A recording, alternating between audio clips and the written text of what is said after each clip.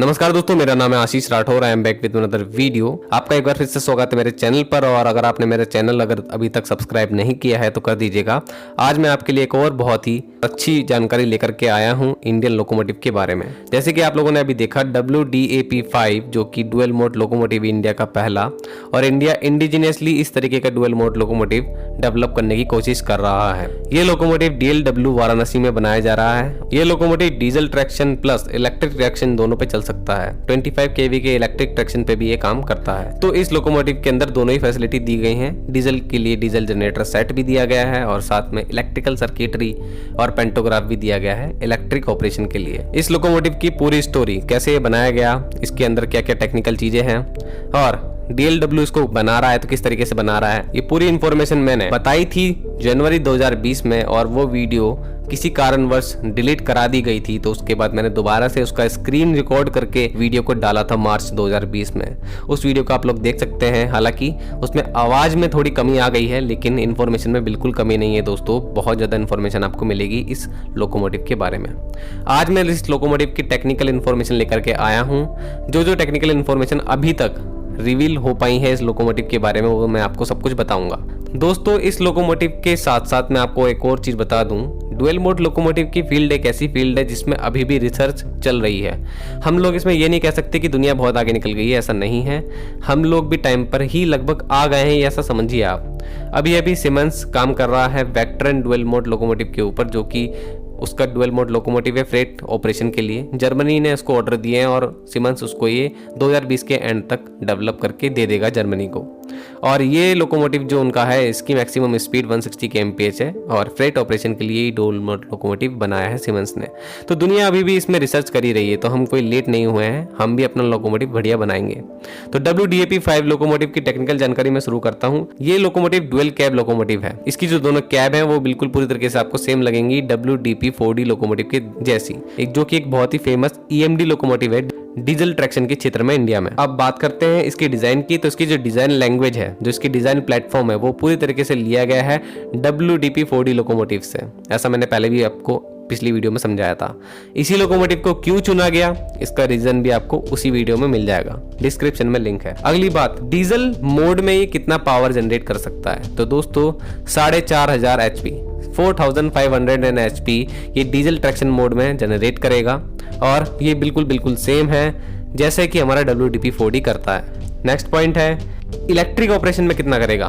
दोस्तों electric operation में ये 4500 मिनिमम और मैक्सिमम 5500 HP तक जनरेट कर सकता है। फिलहाल इनिशियली जानकारी निकल के आई थी कि 5000 HP ये कंटिन्यूस जनरेट करेगा इलेक्ट्रिक ऑपरेशन में, और विकिपीडिया पे 5500 तक भी बताया गया है।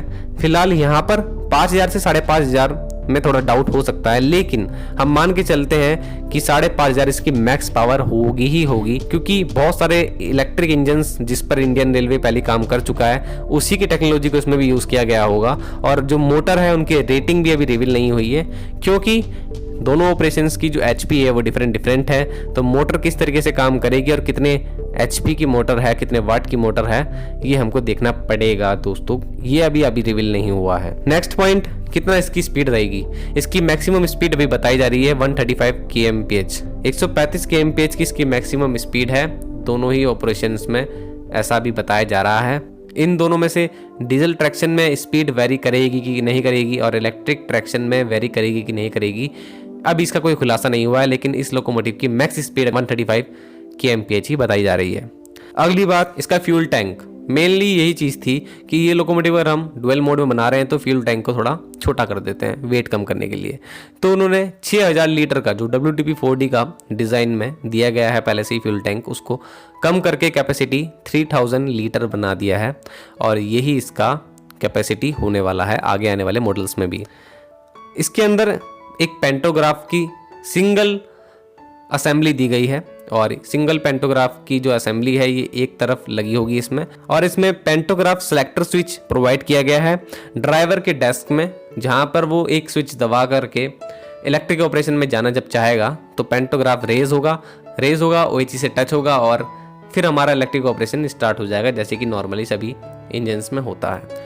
तो यही कुछ इसकी खासियत थी दोस्तों। इतनी ही चीज़ें भी रिवील हुई हैं। इसका ट्रैक्टिव एफर्ट, और कुछ स्पीड को लेकर जो डाउट्स हैं वो आगे जाके रिवील होंगे। अब बात करता हूँ इस लोकोमोटिव की जो जानकारी अभी मेरे पास फिलहाल है। दोस्तों जनवरी 2020 में इसकी अपडेट आई थी, इसके बाद से कोई अपडेट नहीं आई है, लेकिन इसकी फोटोज रिवील होती रही हैं। इसका जो लोको नंबर है वो रखा गया है 71,000 इसका लोको नंबर है। और ऐसे 5 लोकोमोटिव बनाने के ऑर्डर 2015 में दिए गए थे। फिलहाल ये पहला ही मॉडल है जो अभी तक निकल करके आया है। इस लोकोमोटिव को दिया गया है साउथ सेंट्रल रेलवे के काजीपेट लोको शेड को, और जो ये लोको शेड है ये तेलंगाना में है। तो इस तरीके से ये लोको शेड जो है इसको टेस्ट करेगी RDSO के अकॉर्डिंग, और यहाँ पे साउथ सेंट्रल रेलवे हेल्प करेगा RDSO की और भी ज़्यादा अच्छी टेस्टिंग के लिए। तो यही खबर 2020 में आई थी, उसके बाद से ज़्यादा कोई खबर नहीं आई है, लेकिन इसकी पिक्स जरूर रिवील होती रही हैं टाइम टू टाइम।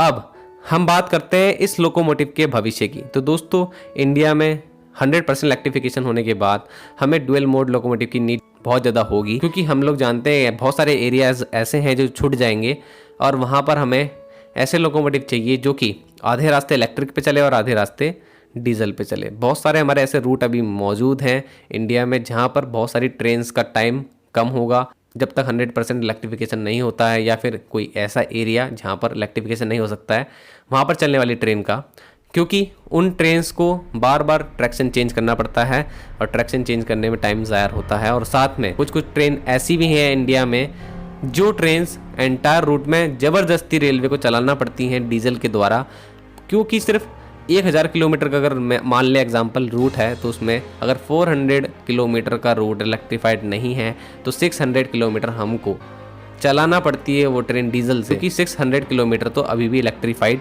ही है। तो यहाँ पर बहुत बड़ा लॉस हो रहा है इंडिया को। यहाँ पर ये सारी कमियाँ पूरी कर देगा WDAP5 अगर ये कामयाब होता है। तो बाकी दोस्तों आप लोगों को 2 चीज़ें मेरे को बतानी है।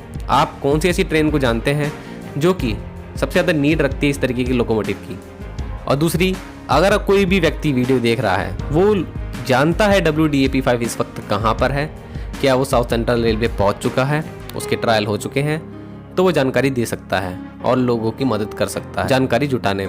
अब अगली वीडियो में मैं आपको बताऊंगा इसके ट्रांसफार्मर के ऊपर क्या क्या रिसर्च की गई, क्योंकि ट्रांसफार्मर ही सबसे ज़्यादा इंपॉर्टेंट कंपोनेंट होने वाला था डुअल मोड लोकोमोटिव बनाने में, और ये कौन सी कंपनी बना रही है, और दूसरी बात इसका जो प्रोपल्सन सिस्टम है वो कहाँ से आ रहा है, क्या क्या चीज़ें इसमें दी गई हैं, सारी चीज़ें एक्सप्लेन करूँगा अगले वीडियो में। तो आज के लिए इतना ही।